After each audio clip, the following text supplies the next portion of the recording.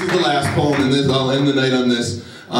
You stick around the poetry venues enough, you realize every poet's got to write a poem about poetry, right? You got to write a poem about a poem, right? So this is my poem about a poem, and here it goes.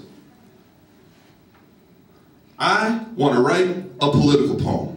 You see, I want to write a poem that makes fists rise in the air and sets feet to march down halls of power. I want to write a poem that makes lies sit under the shine of a single bright light and interrogates them until they confess. I want to write a poem that breaks the impenetrable shells of I don't care, awakening the slumbering giants within to dream dreams we no longer dream in the daytime. You see, I want to write a poem that stops the back of every man's hand from ever landing on another woman's cheek. I want to write a poem that would convince every Hutu to give back their right arm to a Tutsi and every Israeli kid to invite some Palestinian kid to his birthday party.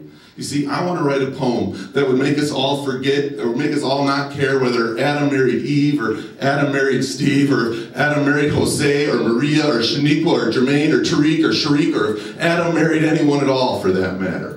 You see, I want to write a poem that conjures the memory of the movement's martyrs, that evokes the spirit of Medgar Malcolm and Martin to unearth those 4 little girls buried forever under Birmingham rubble, that pulls Matthew Shepard off his Wyoming fence post, that resurrects Benazir Bhutto off the Pakistani pavement where her fallen memory still lies, that weaves peace on Gandhi's wheel, that sees peasant hope rise through the bullet-ridden vestments of Archbishop Romero until their blood waters the seeds of revolution.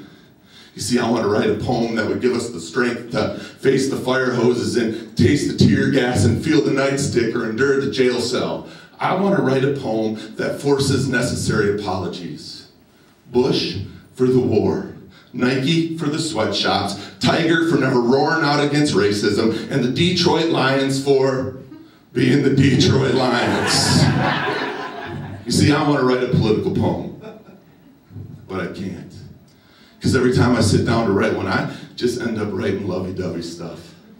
I just end up writing something about how my wife laughs, climbs the wall, and turns corner, connecting the space between us with healing unseen, or how the first time I held my son and my heart just stopped, and for a moment I watched time dance within itself, or how I just like to show up in the church when it's empty and watch the sun set through the stained glass, casting divine possibility on the walls and the ceilings. You see, I just keep writing lovey-dovey stuff. I just can't seem to write something about what's wrong with the world without writing something about what's right with it too. And I can't write something just filled with tragic brokenness without pointing out some of the simple beauty. And I can't seem to write a poem that's just filled with all the reasons why it hurts without pointing out a place or two where it might heal. And try as I might, I can't write a poem about all the reasons why we started fighting this war without writing a poem about a couple of reasons maybe why we should stop. You see, I just keep writing lovey-dovey stuff.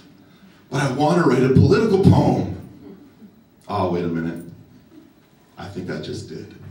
Thank you all very much.